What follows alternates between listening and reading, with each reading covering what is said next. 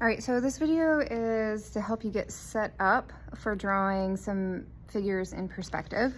So I'm gonna do kind of a 2-page spread in my sketchbook.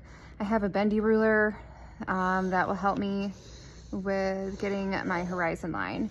So then I can put some vanishing points here. Now, if you don't have a ruler, you can fold a piece of paper a few times and that will give you a straight edge, anything that could work as a straight edge. So here I'm going to draw a line that is 8 inches. We're going to do figures in perspective, and so I want to stick to that kind of 8-inch, that 8 head figure. So I'm going to make marks very quickly, marking my 8 sections. So that's my 8-headed figure. I could connect these to this vanishing point, but I'm not going to use it. So I'm actually just going to connect these points to this vanishing point.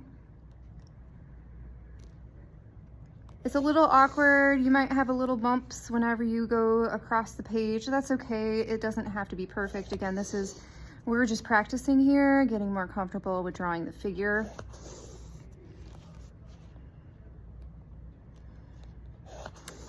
I essentially don't have to bring them all the vanishing point because I'm going to have to do some erasing, but I want you to see that all my lines are going to this vanishing point. So this is kind of setting up a figure that can be in 2-point perspective.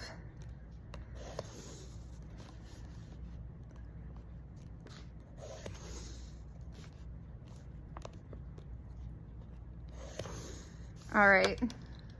So next, so yes, there's a little bit of curve because of the book, and that's okay. So next I'm going to draw a line, another vertical line here. All right, so anything that's on this side of, like, I want to keep this, I'm going to need this, but anything over here I'm going to erase. This just keeps it from getting a little bit confusing whenever we draw our lines to our other vanishing point. This will make sense whenever you get to the other video. We're just setting up for our figures. In the other video, I don't feel like he completely explains how to get set up and ready. So this is to help you. So from here, now for this line, I'm gonna actually switch over to this point and use that point. So these lines are actually gonna go away from my vanishing point, but it's still connecting to that.